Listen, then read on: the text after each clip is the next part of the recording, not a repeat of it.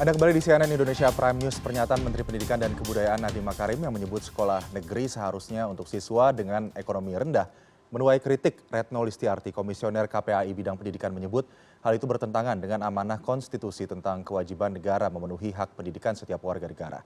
Sejumlah arah kebijakan lain pun tak luput dari sorotan, mulai dari arah pendidikan jarak jauh atau PJJ hingga program organisasi penggerak yang tidak menelan biaya murah maksud kami. Menyoroti arah kebijakan pendidikan era pandemi, kami akan bahas dengan narasumber yang telah bergabung melalui video conference. Langsung saja saya sapa. Yang pertama ada Ibu Retno Listiarti, Komisioner Bidang Pendidikan KPAI. Kemudian juga ada Bapak Doni Kusuma, anggota BSNP periode 2019-2023. Dan juga ada Bapak Muhammad Ramli Rahim, Ketua Umum Ikatan Guru Indonesia atau IGI. Selamat malam, Ibu, Bapak-Bapak. Selamat malam. Selamat malam. Baik, saya mungkin ke Ibu Retno terlebih dahulu yang mengirimkan surat terbuka kepada Menteri Nadiem Makarim. Ibu Retno, mungkin bisa dijelaskan kepada kami, sebetulnya apa yang menyebabkan Ibu Retno ini mengirimkan surat terbuka kepada Menteri Pendidikan dan Kebudayaan? Mengapa melalui surat terbuka channelnya? Ya, pertama tentu saya sebagai warga negara merasa bahwa saya memiliki hak ya untuk menyampaikan pikiran saya. Kemudian yang kedua, kalau kemudian misalnya melalui lembaga tempat saya bekerja, ya belum tentu belum tentu juga diterima oleh misalnya kawan-kawan lain ya yang sama-sama sebagai komisioner. Sementara saya melihat ada persoalan yang sangat urgent, persoalan yang 5 bulan PJJ ini tanpa terlihat langkah-langkah konkret ya dari Kementerian Pendidikan dan Kebudayaan untuk melakukan satu terobosan mengatasi pembelajaran jarak jauh. Sementara kami yang di lapangan, kami kan melihat dengan mata kepala sendiri, kemudian menerima banyak pengaduan, kemudian tentu saja berkomunikasi dengan banyak orang gitu yang memang para ibu yang merasa kesulitan dalam pembelajaran jarak jauh, para guru dan lain-lain, sehingga saya pikir ini harus disuarakan. Nah, yang kedua kebetulan memang dipicu oleh pernyataan Pak Nadiem sendiri yang menyebut bahwa sekolah negeri itu khusus untuk anak ya dari keluarga tidak mampu atau miskin ya. Nah, ini kan satu bentuk di mana sebagai seorang menteri harusnya beliau paham tentang konstitusi. Karena Konstitusi Republik Indonesia di pasal 31 tidak menyebut bahwa pendidikan itu hanya untuk anak miskin atau anak kaya, tapi setiap warga negara. Dan perintah untuk menjamin hak atas pendidikan itu kan salah satu dituangkan, yaitu dengan wujud mendirikan sekolah pemerintah atau sekolah negeri. Nah, artinya di sekolah negeri ya semua orang bisa untuk mengakses, karena kan mau orang kaya mau orang miskin, misalnya anak-anak orang kaya juga kan orang tuanya membayar pajak, artinya dia juga berhak menikmati pendidikan di sekolah negeri. Dan saya juga mendapat kesan gitu ya, menangkap kesan kalau seolah-olah sekolah negeri ini di bawah sekolah-sekolah swasta, sehingga anak kaya nggak perlu sekolah di sini gitu, sebaiknya sekolah di sekolah swasta berbayar gitu, yang mahal gitu. Kalau saya sih menangkapnya akhirnya jadi seperti itu. Mungkin salah, bisa saja keliru, tapi saya ya menangkap itu karena saya perhatikan Pak Nadiem ini memang datangnya, nengoknya dan lebih sering berkiblatnya memang kepada sekolah-sekolah swasta semacam itu. Misalnya contohnya adalah sekolah Cikal. Jadi ditakutkan adanya mispersepsi begitu di masyarakat dengan pernyataan tersebut. Namun dengan berdasarkan mungkin koordinasi yang dimiliki oleh KPAI dan juga Kemendikbud, dan kita ketahui juga KPAI beberapa kali juga memberikan semacam rekomendasi kepada Mendikbud ya. Sejauh ini respon dari Kemendikbud terkait dengan surat terbuka yang Ibu kirimkan, apakah sudah ada yang memberikan tanggapan? Belum ada sih ya, termasuk surat-surat resmi sebelumnya. Kami kan mengirimkan surat resmi ketika itu juga ngundang rapat koordinasi nasional ya, ketika kami selesai melakukan survei pembelajaran jarak jauh. Kami mengundang ya Kemdikbud, Kemenak ya, Menteri Agama hadir, tapi Kemdikbud diwakili oleh Pak Hamid waktu itu. Kemudian seluruh kepala-kepala dinas pendidikan dan seluruh kepala kantor wilayah terkait dengan pembelajaran jarak jauh saat itu. Dan kami kemudian juga menyampaikan rekomendasi, dan pertemuan itu pun menghasilkan rekomendasi. Nah, rekomendasi yang salah satu muncul adalah keluhan bahwa ini harus ada kurikulum dalam situasi darurat, itu sudah dibicarakan di dalam pertemuan tanggal 27 April ya 2020. Setelah itu kami bersurat resmi. Setelah itu kami juga ketika tidak ada tanggapan dari Kemdikbud, kami akhirnya juga bersurat resmi kepada Presiden. Karena saat itu kami juga meminta Presiden untuk menggratiskan internet gitu ya. Jadi Kemeninfo, Kemenak, dan Kemdikbud ini harusnya duduk bareng untuk itu. Dan kami juga mendorong Kemendes ya penggunaan dana desa di wilayah-wilayah yang tidak ada sinyal, karena ternyata ada contoh Bonelemu ya, desa di Luwu melakukan hal itu gitu. Jadi susah sinyal, akhirnya menggunakan wifi dan pakai bandwidthnya ditambah, dan akhirnya anak desa itu jadi bisa belajar di kantor balai desa. Nah, menurut saya ini kan kita memperpanjang PJJ berarti harus memperbaiki pembelajaran jarak jauh pada fase pertama, sehingga fase kedua ini berjalan lebih efektif dan juga berjalan dengan situasi yang menyenangkan anak-anak. Karena anak-anak ini frustasi gitu untuk PJJ yang mereka tidak terlayani, karena banyak anak juga tidak naik kelas karena dianggap tidak mengumpulkan tugas akibat tidak mampu mengakses PJJ secara daring. Meskipun Oke, PJJ apakah ada data seharusnya tidak spesifik daring, Bu Retno tidak hanya terkait daring. dengan Bu Retno, apakah ada data spesifik terkait dengan siswa-siswa yang tinggal kelas akibat PJJ ini?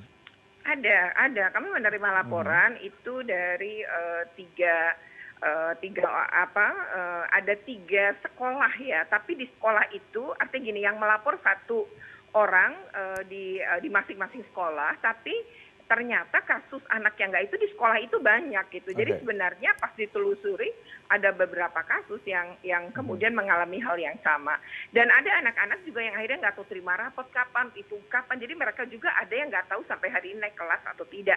Karena tidak terkomunikasi sama sekali dengan sekolah dan guru akibat tidak mampu ya melaksanakan pembelajaran jarak jauh ini. Bisa Makanya dikatakan ini mungkin, kan harusnya diselesaikan gitu ya.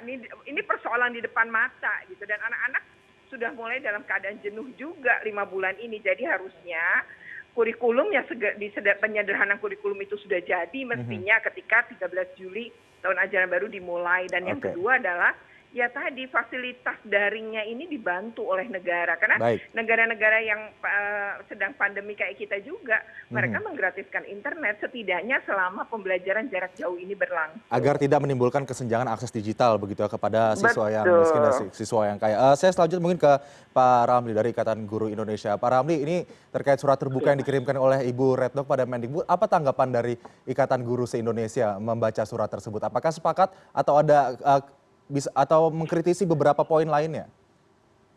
Ya, terima kasih. Secara umum kita setuju dengan apa yang dilakukan Bu Retno, meskipun dilakukan secara pribadi ya, bukan sebagai komisaris KPAI. Dan kita melihat memang Mas Menteri ini tidak punya solusi dengan PJJ.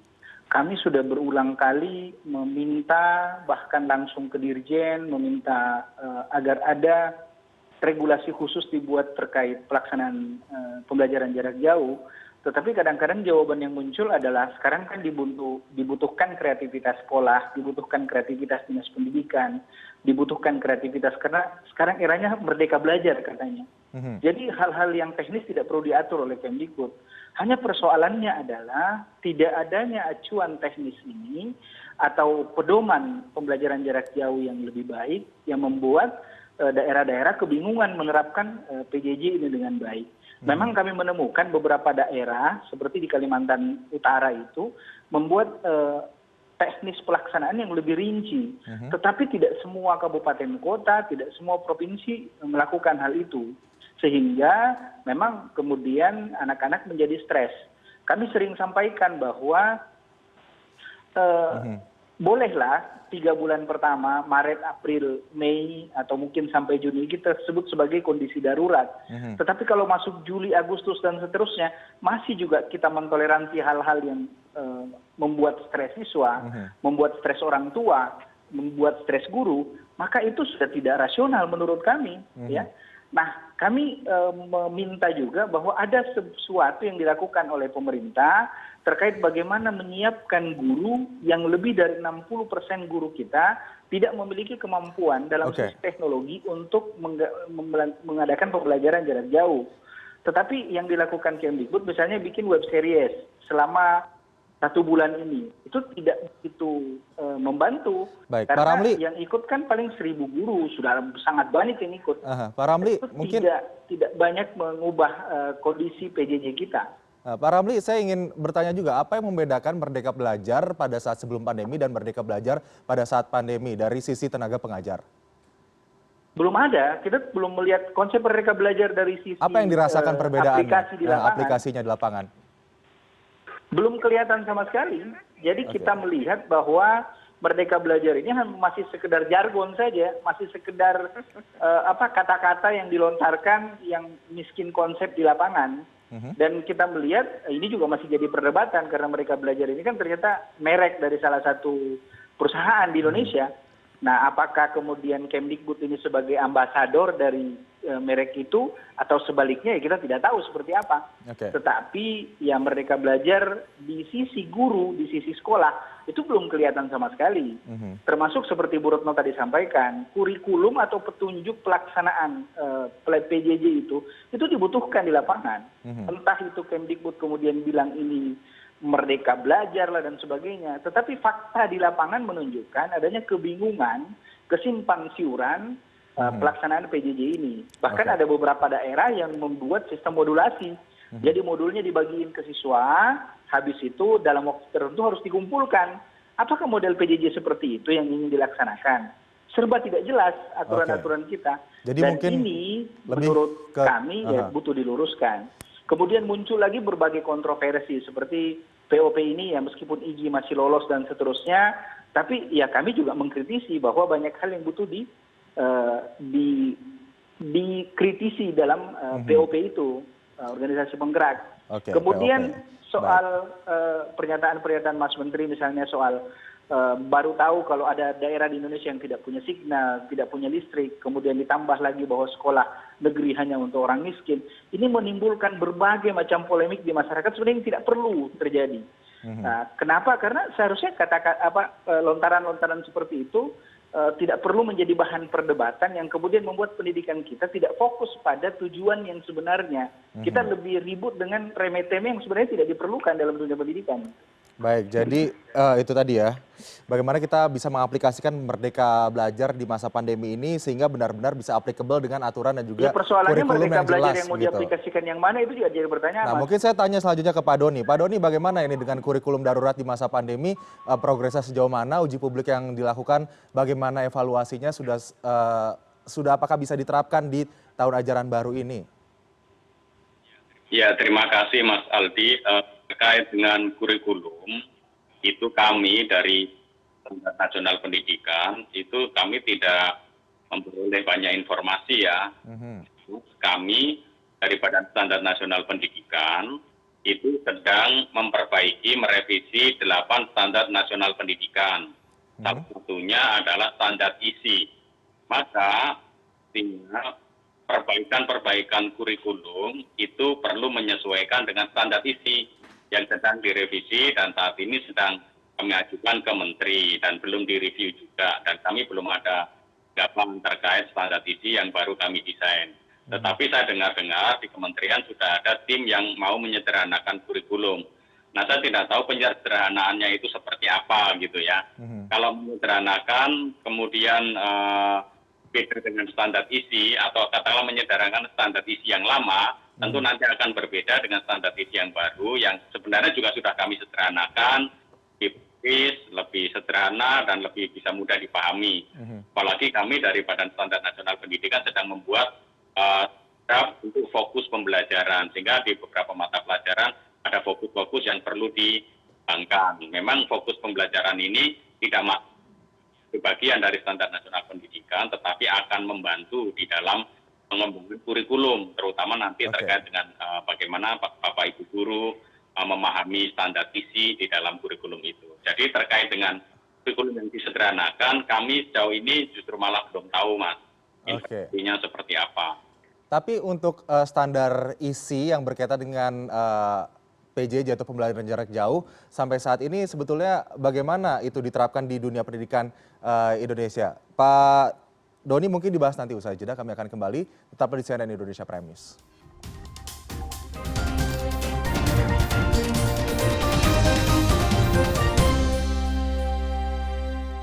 Terima kasih kembali bersama kami di CNN Indonesia Prime News. Tadi saya ke Pak Doni Kusuma terkait dengan standar isi. Apakah dalam standar isi tersebut ini juga dimasukkan metodologi pembelajaran pada saat pandemi ini dan sudah dilakukan uji publik, pengetesan terhadap publik. Bagaimana evaluasi yang telah dilakukan terhadap uji publik tersebut?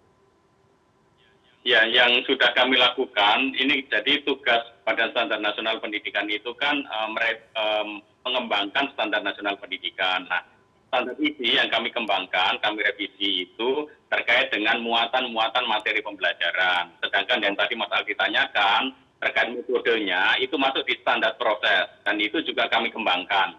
Bahkan tahun ini kami Badan Standar Nasional Pendidikan mengembangkan standar pendidikan jarak jauh. Jadi pendidikan jarak jauh ini sangat penting karena bukan hanya untuk di masa COVID saja, ini memang sudah direncanakan jauh karena kita butuh sebuah sistem pendidikan jarak jauh yang nanti dibutuhkan oleh seluruh anak Indonesia. Di situ dibahas juga bagaimana metodenya, salah satunya standar prosesnya, berarti kan salah satunya proses belajarnya yang jarak jauh. Maka itu kami mengembangkan standar pendidikan jarak jauh dan saat ini sudah sampai tahap uji publik dan mungkin mudah-mudahan dalam waktu dekat bisa kami ajukan ke Mas Tim supaya nanti disahkan sebagai salah satu Permendikbud yang mengelola untuk standar pendidikan jarak jauh. Nah, kalau saya tahu untuk pengembangan kurikulum itu menurut peraturan pemerintah kan dikembangkan berdasarkan standar isi. Dan kalau misalkan untuk memenuhi kebutuhan di masa pandemi COVID ini, sebenarnya pemerintah bisa memberikan semacam guideline saja tanpa mengubah isi kurikulumnya atau standar isinya. Karena apa?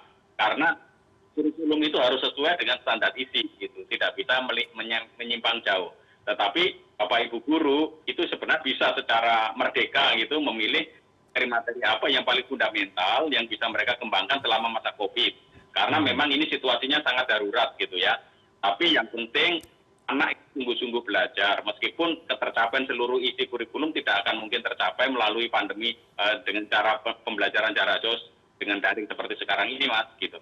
Jadi artinya memang dibutuhkan panduan, tetapi sebenarnya kalau nggak ada panduan pun sebenarnya Bapak Ibu guru itu sudah pengalaman. Mereka bisa memilih mana materi-materi yang sulit dan yang penting yang itu perlu diajarkan secara langsung kepada anak-anak gitu, seperti apa modelnya. Mungkin yang paling sulit adalah model pembelajaran jarak jauh ini, karena saya melihat di banyak sekolah itu mereka hanya memindahkan kelas tradisional ke kelas maya gitu. Jadi modelnya sama, soal-soalnya sama, hanya gurunya memvideokan diri, ngajar seperti itu, padahal sangat berbeda situasinya. Sehingga guru perlu kreatif. Nah, ini mungkin tadi kata Mas Ramli Rahim tadi, guru-guru ini juga pada bingung. Beberapa sudah ada yang bagus, latihan sendiri, mereka mengembangkan sendiri dengan komunitas-komunitas. Tetapi banyak yang juga tidak tahu, akhirnya bingung juga gitu kan. Sementara konteks Indonesia ini sangat luas, Mas Aldi. Ada yang ada sinyalnya, nggak ada listriknya, nggak ada sinyal, nggak ada listrik. Nah ini kan perlu kerjasama dengan pemerintah daerah. Maka saya selalu menasihatkan nih Mas Nadiem untuk bekerja sama dengan pemerintah daerah,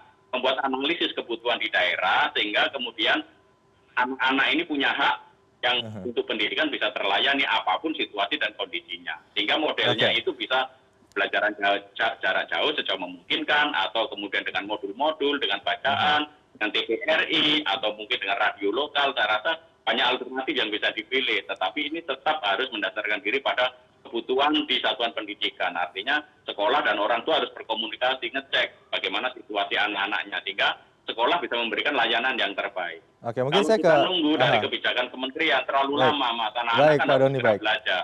Jadi lebih baik guru-guru itu kreatif saja. Jauh itu katakanlah fokus kepada pengalaman belajar anak-anak. Baik, saya langsung lempar ke Pak Ramli saja. Kalau begitu Pak Ramli, sebetulnya kendala apa saja yang paling dominan dihadapi oleh para guru di masa PJJ ini? Dan apakah tadi dijelaskan oleh Pak Doni sebetulnya juga sudah dilakukan oleh para guru di masa PJJ ini? Iya, jadi banyak guru yang memang sudah kreatif, Mas. Jadi mereka itu memang sudah melakukan proses pembelajaran jarak jauh yang menarik. Cuman jumlahnya tidak begitu banyak, itu hal pertama. Kemudian yang kedua, masalahnya adalah tidak ada standar yang dibuat oleh pemerintah terkait PJJ ini. Jadi misalnya ada guru yang bisa mengajar cukup lama, ya. Misalnya dia membuat proses pembelajaran, sekolah itu membuat proses pembelajaran yang PJJ online dalam waktu yang panjang. Ini bisa membuat orang tua mengeluh karena terlalu panjang. Kemudian ada juga sekolah yang membuat PJJ yang sangat pendek. Misalnya seperti anak saya misalnya ikut belajar. Itu belajarnya hanya 1,5 jam sehari. Ya. Nah, buat sebagian orang tua itu terlalu pendek. Tapi buat sebagian orang tua lagi itu sudah panjang. Nah ini pertentangan-pertentangan itu terjadi karena kita tidak punya standar. Mau seperti apa sebenarnya itu. Kemudian disebutkan bahwa tidak ada capaian kurikulum atau tidak ada capaian apapun. Ini yang membuat satu semester ini menjadi tidak jelas. Standar kita sebenarnya mau kemana pendidikan kita ini? Apakah sekedar PJJ 40 menit misalnya sudah cukup sehari? Sekolah sudah menggugurkan kewajibannya melaksanakan PJJ apa sudah cukup? Kemudian ada guru yang melakukan proses pembelajaran jarak jauh dalam waktu yang panjang misalnya, anggaplah ada yang sampai malam gitu melakukan proses PJJ karena berkeinginan membuat proses pembelajaran itu menjadi terpenuhi targetnya. Ini yang butuh standar sebenarnya yang kita inginkan. Sebaiknya PJJ itu berapa lama belajarnya. Kalaupun misalnya kurikulum itu besar, panjang, berat kurikulumnya, buatlah standar seperti apa kurikulum yang seharusnya dijalankan. Sampai di mana batasan-batasannya. Ini kan tidak ada batasan-batasan di kita. Betul-betul merdeka. Merdeka itu bisa membuat baik, tapi bisa juga membuat jadi buruk. Gitu. 100% merdeka ya. Nah ini yang sebenarnya tidak kami inginkan di lapangan. Kenapa? Karena kita tidak punya acuan yang jelas. Berapa lama sih kita belajar? Beda dulu misalnya kita belajar 40 jam dalam seminggu. Ada acuan. Sekarang tidak ada acuan apa-apa. Oke, kalau kita bicara soal skala prioritas di saat pandemi ini, Pak Ramli, sebetulnya apa yang diprioritaskan? Apakah pemerataan sinyal terlebih dahulu, apakah kemudian peningkatan kreativitas para tenaga pengajar lewat pelatihan skill-skill seperti program organisasi penggerak misalnya, atau apa yang menjadi skala prioritas yang seharusnya dilakukan? Semua yang Mas sebutkan tadi tidak ada yang maksimal. Ya. Jadi misalnya seperti ini, device misalnya, alat misalnya. Alat itu kan ketika 4 bulan pertama, ya mayoritas anak didik kita itu masih menggunakan handphone, masih menggunakan tablet, masih menggunakan tablet orang tua mereka. Sekarang ini anak didik dengan orang tua berpisah. Anaknya tetap di rumah, orang tuanya masuk kerja. Sekarang alat apa yang digunakan oleh siswa? Dan inilah muncul berbagai macam masalah di lapangan. Kemudian persoalan pemerataan kuota data misalnya. Tidak semua orang tua mampu menanggung kuota data yang disiapkan. Kemudian disampaikan bahwa solusinya adalah dana BOS. Sekarang banyak sekolah yang tidak berani menggunakan dana BOS untuk itu. Kemudian apa itu cukup dengan dana BOS itu? Nah, seharusnya memang seperti tadi ya, disampaikan Bu Retno, pemerintah menjamin ini semua. Pertama menjamin ketersediaan fasilitas internet, ya. Ini harus ada. Kalau tidak bisa dilakukan itu, harusnya ada solusi-solusi. Oke lah, seperti yang saya bilang tadi, oke lah 4 bulan pertama, 3 bulan pertama kita bisa menerima. Tapi kalau 1 semester ke depan tidak kita siapkan dengan baik, maka 1 semester ini akan menjadi sia-sia buat anak-anak didik kita. Ini kesia-siaan buat anak didik kita. Jadi memang apa yang dilakukan oleh Mas Menteri dengan kebijakan yang tidak jelas ini semakin memperparah kondisi pendidikan kita yang sudah jauh terpuruk dengan adanya pandemi COVID-19 ini. Baik, saya langsung lempar ke Bu Retno kalau begitu mungkin Pak Ramli.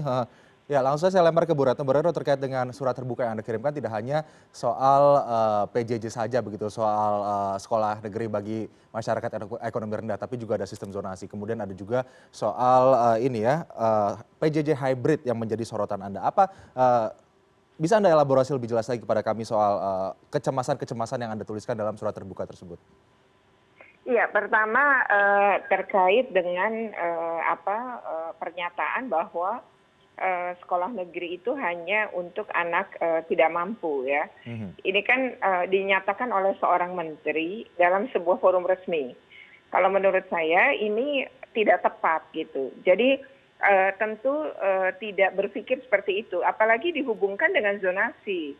Dan zonasi itu Pak Menteri sendiri kalau dia berargumentasi bahwa kementeriannya dalam hal ini dirinya sudah peduli gitu ya dengan dengan anak miskin gitu ya, dengan orang miskin dia sudah peduli. Nah, itu dibuktikan kemudian dengan zonasi tadi. Itu juga saya bantah karena sebenarnya zonasi ini yang mengembangkan pertama kan Pak Muhadjir waktu jadi menteri pada tahun 2017. Lalu di 2019 jalur zonasi itu sudah sampai 80%. Namun oleh Pak Nadiem itu diturunkan menjadi 50%. Jadi begitu tinggi angka pengurangan yang dilakukan oleh Pak Nadiem terkait dengan jalur zonasi loh ya. Nah, kalau misalnya merujuk pada ini, itu kan tidak konsisten antara dia bilang keadilan sosial dengan dia sendirilah yang memotong dari 80 ke 50%. Lalu kemudian kalau kita berpikir bahwa terus anak yang berprestasi dengan anak yang miskin, bagaimana kalau zonasinya 80%? Loh, zonasi itu kan bisa dimasuki semua orang, semua anak, mau kaya, mau miskin, mau pintar, mau tidak. Yang penting rumahnya dengan sekolahnya jaraknya dekat.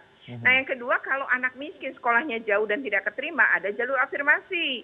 Lalu kalau anak kaya atau anak mungkin juga anak pintar atau anak berprestasi tidak bisa diterima, maka ada jalur prestasi gitu loh. Jadi artinya ini skema yang sudah dibangun sebelumnya bahwa semua anak dipikirkan gitu ya. Jadi artinya kalau kemudian berpikir bahwa hanya untuk anak miskin, ya keliru. Anak kaya ataupun anak miskin berhak sekolah di sekolah negeri. Nah, satu lagi ya, saya menangkap bahwa ini kan harusnya sekolah negeri itu, Kementerian Pendidikan dan Kebudayaan ini menggenjot sekolah negeri agar semuanya berkualitas gitu. Jadi dimanapun sekolah negeri berkualitas. Nah, ini kan menjadi satu PR, bukan kemudian seolah-olah nggak usah berkualitas lah, wong anaknya juga sekolah gratis dan rata-rata di sini. Kalau nanti berpikirannya begitu kan bahaya gitu ya. Nah, satu lagi ya, zonasi ini kalau diterapkan konsisten, sebenarnya kalau saat PJJ saat ini pandemi itu kita nggak khawatir loh, karena anak di sekitar sekolah kan rumahnya deket-deket. Jadi sekolah itu anaknya juga bersekolah di rumahnya di dekat situ. Kalau kemudian tidak bisa mengakses daring misalnya, bisa dibantu sama tetangga-tetangga dekat rumahnya. Nah, ini yang kemudian bisa terjadi andaikan konsisten 80% terus-menerus ini kita lakukan. Yang kedua adalah zona. Kalau kita bicara zona hijau, kan banyak sekolah di zona hijau, rumah anak-anak di zona merah. Lalu kan apakah mungkin bisa kemudian anak itu masuk? Kan jadi sulit tentukan zona juga ketika mau buka sekolah. Nah, tapi dengan cara ini tadi, misalnya zonasinya konsisten, nah, anaknya kan tinggal di situ. Kalau sekolahnya zona hijau, anaknya juga tinggal di zona hijau karena dia rumahnya dekat sekolah. Nah, ini sebenarnya hal yang menurut kami ya, KPAI kenapa mendukung? Karena ini mendorong daerah tuh bikin sekolah loh. 3 tahun pengawasan kami, Kota Bekasi sadar kalau sekolahnya dia itu padat penduduk, tapi sekolah negerinya jarang. Akhirnya dia bikin 7 SMP negeri baru dalam 3 tahun. Kota Tangerang malah bikin 9 SMP negeri baru, dan banyak daerah termasuk Banten. Nah, ini yang menurut kami adalah dorongan kuat. Kenapa zonasi itu penting? Agar perintah konstitusi 20% APBD dan APBN untuk pendidikan itu juga bisa direalisasi. Baik, Bu Retno. Nanti kita akan lanjutkan lagi dialog kita usai jeda berikut. Pemirsa tetaplah di CNN Indonesia Prime News.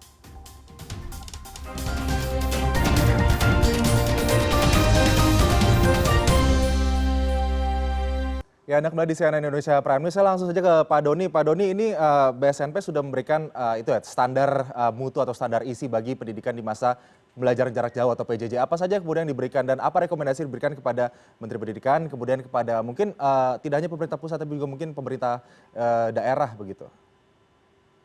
Ya, terkait dengan standar isi, memang kami memberikannya secara lengkap ya Mas ya. Artinya kan memang tugas BSNP adalah mendesain dan mengembangkan standar isi. Jadi ada seluruh muatan yang ditentukan di dalam peraturan pemerintah dan undang-undang itu kami laksanakan. Memang kami membuatnya itu lebih sederhana dan berdasarkan blok-blok pengetahuan yang tertentu, sehingga untuk pembentukan karakter itu lebih banyak juga di SD. Seperti waktu awal-awal Presiden Joko Widodo meminta adanya untuk anak-anak yang di SD itu lebih pada bagaimana sikap, latihan gitu kan, yang pengetahuannya itu tidak terlalu banyak.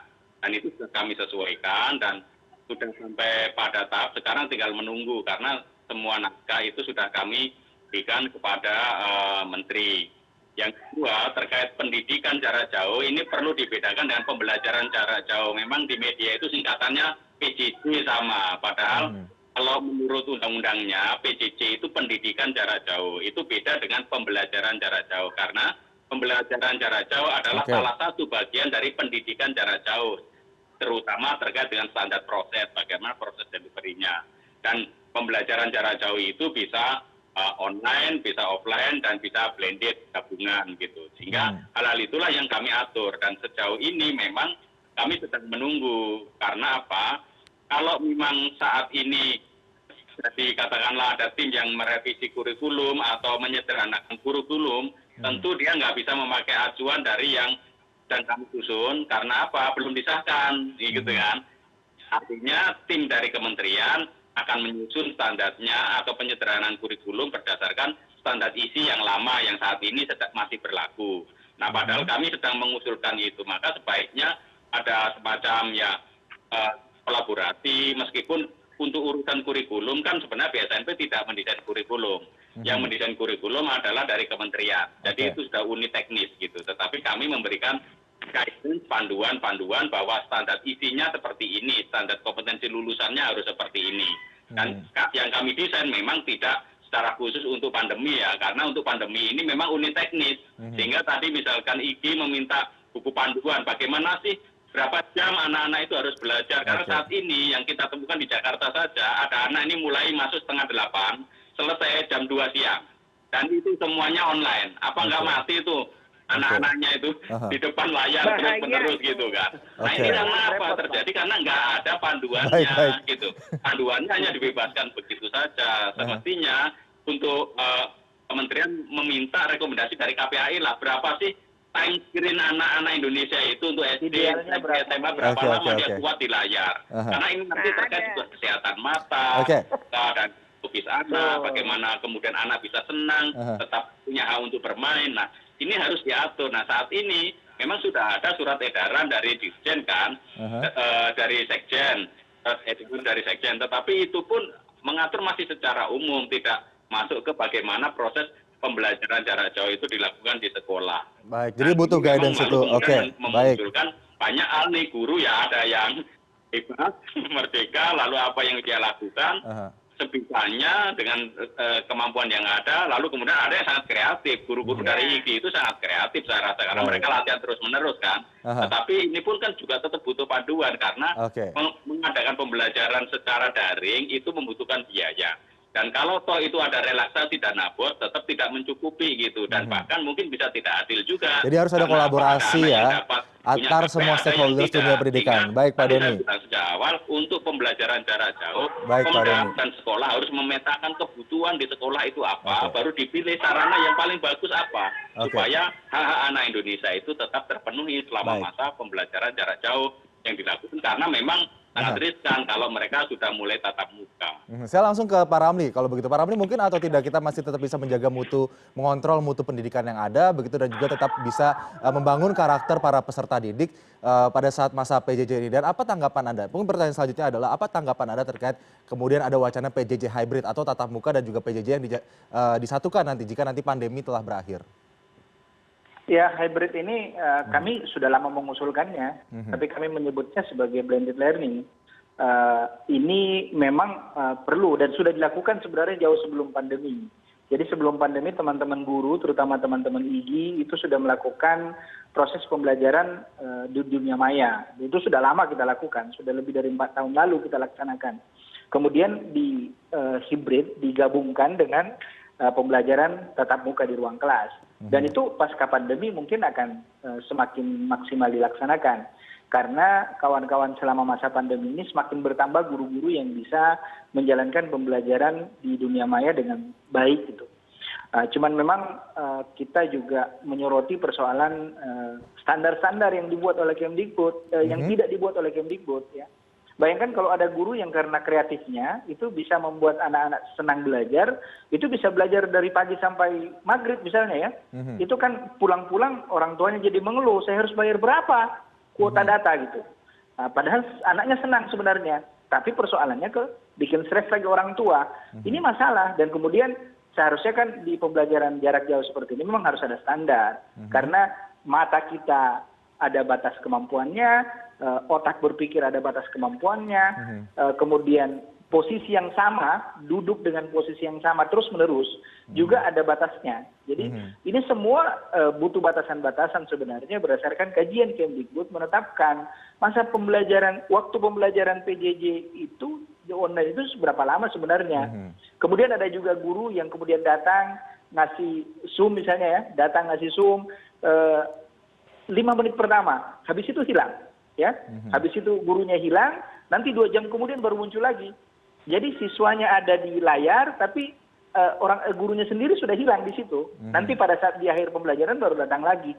Nah model-model seperti ini terjadi karena tidak ada acuan yang jelas, entah itu dinas pendidikan diberikan acuannya dan sebagainya. Tapi inilah realitas lapangan kita, ya. Oke. Itu yang terjadi di Baik. kondisi kita.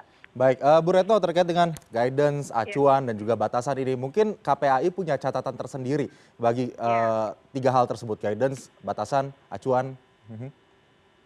Yang pertama, tanpa penerbitan acuan ya oleh pihak yang berwenang, KPAI menganggap bahwa ini akan mengarah pada keadaan PJJ kembali tidak efektif gitu ya. Dan kedua, ini kan ada hubungan linier ya antara apa sih tadi yang kreativitas guru yang disebut oleh Pak Ramli tadi dengan penerbitan pedoman bagi guru. Jadi kreativitasnya sebatas apa gitu? Karena tadi anak tuh dalam tumbuh kembangnya nggak boleh terus-menerus dia berada di depan laptop misalnya atau dia terus-menerus memegang gadgetnya tadi. Itu kan memang ada batasan karena akan berbahaya juga untuk kesehatan anak-anak karena adanya radiasi dan jarak mata gitu ya dengan handphone. Karena di data kami pembelajaran jarak jauh itu di dalam hasil survei 95% anak pakai handphone gawai bukan menggunakan laptop ataupun PC. Yang kedua adalah kami sebenarnya sudah menghitung misalnya untuk anak-anak SD, SMP maupun SMA yang kalau diberikan tugas itu harus dipikirkan rasionalitas dominan dia dapat kerjakan sendiri. Jadi artinya ada tugas yang dipandang sebagai mandiri. Nah ini kan juga butuh acuan guru. Jadi kenapa tadi standar isinya penting, kenapa kurikulumnya butuh disederhanakan, itu agar guru juga bisa mengukur bahwa tugas ini bisa dikerjakan anak tanpa bantuan orang lain. Atau setidaknya dia bisa belajar cara mandiri, itu menjadi penting. Yang kedua adalah saya rasa pembelajaran ini bisa disederhanakan dengan cara mata pelajaran yang materinya hampir sama pembahasannya. Misalnya pelajaran PKN, ada bahasa Indonesia, sosiologi, antropologi, ada materi yang mirip. Nah, misalnya ada materi yang hampir sama, ini kenapa tidak diberikan bersamaan? Jadi misal itu esensial, maka tugasnya cukup satu tapi untuk 4 mata pelajaran. Kemudian yang kedua adalah kami mengusulkan untuk jumlah soal. Jadi gini, paling banyak mata pelajaran 2 dalam sehari. Kemudian jumlah soal itu tidak lebih dari 10 butir. Tugas satu guru mata pelajaran per hari, kalau kami usulkan, hanya menangani 1 kelas saja. Jadi guru mata pelajaran itu dia akan berubah jadi guru ini tidak per hari tapi per minggu. Jadi bisa saja tugas itu diberikan dalam jangka yang panjang juga itu bisa setelah pembelajaran. Jadi misalnya jadwal tugas guru kalau di kami mapel itu kami minta untuk berubah per minggu sehingga ada pemerataan dalam pembagian tugas guru. Jadi kalau dengan kata-kata per minggu tadi, maka satu guru tidak memberikan misalnya hari ini ada 5 mata pelajaran gitu kan, masih mindahin sekolah nih ke rumah. 5 mata pelajaran, 5 guru semua ngasih tugas. Nah ini tidak bisa dilakukan kembali, tapi bahwa mata pelajaran kayak sains, kayak apa itu dipikirkan bersama antara para guru, tapi dengan acuan juga. Jadi materi esensial yang mana, yang wajib diberikan yang mana, yang bisa blended yang mana, yang harus pakai yang ternyata bisa pakai modul yang mana. Karena sehingga tujuan efektifnya bisa tercapai begitu ya Bu Retno ya? Iya, dan ini nanti kalau tatap muka pun kan separuh-separuh anak ya. Jadi kan separuh masuk sekolah, separuh berada di rumah. Ini juga hal yang nanti ke depan akan tetap dipakai. Jadi harus ada acuan menurut saya dengan mengukur kemampuan anak. Jadi terutama untuk anak SD ya, dengan SMP ini butuh sekali perhatian karena mereka umumnya untuk belajar mandiri itu masih butuh didukung ya oleh keluarga atau orang tua. Baik, semoga ini bisa langsung didengar ya. Saya ke Pak Doni selanjutnya. Pak Doni, apa sekarang yang sedang dikejar oleh Badan Standar Nasional Pendidikan untuk kemudian nantinya bisa mengakselerasi metodologi ataupun standar isi bagi dunia pendidikan di masa pandemi? Ya, pertama-tama memang yang sedang kami kerjakan, yang sebenarnya sangat mendesak, ini sebenarnya sudah menjadi program dari tahun lalu, tetapi ya kebetulan ada COVID ini adalah standar pendidikan jarak jauh yang 2 minggu lalu itu sudah sampai pada proses uji publik, dan sekarang dari uji publik ini data-data masukan dari seluruh dunia, bahkan waktu uji publik ada dari Malaysia, ada dari Rusia, ada dari Mesir, mereka juga ikut berkomunikasi dan memberikan masukan, sehingga sekarang sedang merapikan, dan mudah-mudahan dalam waktu dekat standar untuk pendidikan jarak jauh ini bisa kami kirimkan ke Mas Menteri untuk segera ditandatangani, karena ini akan sangat membantu sekali nanti dalam rangka untuk memberikan hak-hak tadi. Jadi bukan masalah sekolah negeri itu hanya untuk mereka yang ekonominya berkurang, tidak. Kadang-kadang itu ada anak, ya, dia ada di dekat sekolah, tetapi karena orang tuanya bekerja dan lain-lain, dia itu juga nggak menjadi semacam membantu orang tuanya dan dia memilih untuk belajarnya sore atau di waktu lain yang tidak bisa masuk sekolah reguler. Dan anak-anak seperti ini kan harus memperoleh hak belajarnya, maka itu akan diwadahi di dalam pendidikan jarak jauh. Mungkin dia bisa ikut katakanlah pembelajaran pendidikan jarak jauh di sekolah tertentu, lalu kemudian dengan tanah yang ada, kemudian dengan waktu yang terpilih, sehingga dia tetap di samping membantu orang tuanya, kemudian dia punya pengalaman belajar. Nah, ini hanya bisa diwadahi dengan pendidikan jarak jauh dan sistemnya itu sedang kami kembangkan karena ini memang sangat-sangat mendesak. Yang kedua, yang sedang kami garap juga adalah tentang pendidikan anak usia dini karena memang standar untuk pendidikan anak usia dini ini memang segera harus kita kerjakan karena apa? Mas Menteri kan mengatakan 30% anak Indonesia ini baru yang bisa mengakses. Jadi bisa mengakomodir seluruhnya ya, baik Pak Doni, PAUD, SD, SMP, SMA ya. Standar dan bagaimana nanti disinkronkan kolaborasi dengan pemerintah daerah, mungkin juga dari segi pembiayaan dana, dengan dana desa dan lain-lain supaya anak-anak Indonesia ini sungguh-sungguh ada kesiapan masuk ke sekolah itu karena kalau selama ini dari pengalaman kami, mereka yang mengalami proses PAUD. Baik Pak Doni, mohon maaf waktu kita terbatas. Terima kasih sekali Pak Doni. Tidak ada masalah dalam perkembangan akademiknya, lebih ada introduction-nya. Sedangkan yang tidak melalui PAUD kadang-kadang itu akan sulit sekali belajarnya gitu.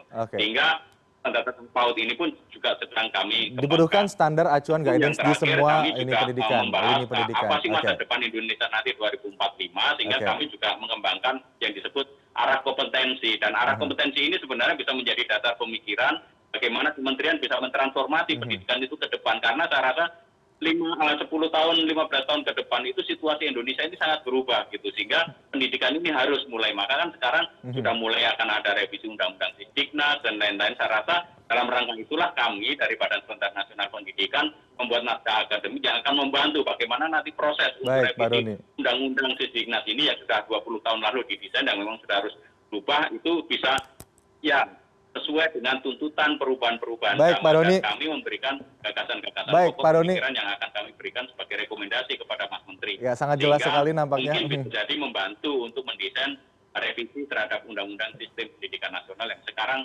sedang digodok di tingkat unit-unit kerja. Saya ke Pak Ramli selanjutnya. Singkat saja Pak Ramli karena waktu kita terbatas. Apa sebetulnya urgensi yang harus paling mendasar dilakukan saat ini untuk mengefektifkan Merdeka Belajar di masa pandemi?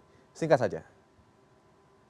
Yang pertama, kuota data harus tersedia. Jadi seharusnya sih pemerintah sudah mulai memikirkan ya untuk menyediakan kuota data secara gratis ke seluruh siswa dan guru seluruh Indonesia. Keywordnya jelas, kita semua siswa punya nomor induk nasional dan guru punya NUPTK. Jadi sangat mudah untuk memberikan itu kepada guru dan siswa.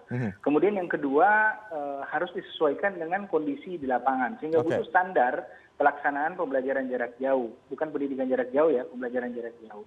Kemudian selain itu jangan lagi ada kata-kata bahwa pendidikan untuk orang miskin, saya kemarin menyebutnya negeri ini bertugas mencerdaskan kehidupan bangsa, bukan mencerdaskan anak-anak pintar. Sesuai dengan amanah Undang-Undang Dasar 1945. Gitu. Sonasi sangat dimaksimalkan dan jangan lagi diturunkan jumlah sonasi itu. Kalau perlu sampai 95% dan cukup disisakan hal-hal khusus, misalnya afirmasi untuk untuk menerima siswa dengan kasus-kasus tertentu. Baik, Pak Ramli. Semoga kompleksitas di dunia pendidikan masa pandemi ini benar-benar bisa menemukan titik temu yang jelas secara cepat begitu sehingga pembelajaran jarak jauh dilakukan bisa efektif dan juga efisien tidak hanya bagi siswa, guru, tapi juga bisa kemudian memberikan guidance kepada orang tua murid. Terima kasih Ibu Retno Listiarti, Bapak Doni Kusuma dan Bapak Muhammad Ramli Rahim sudah bergabung bersama kami malam hari ini. Selamat malam.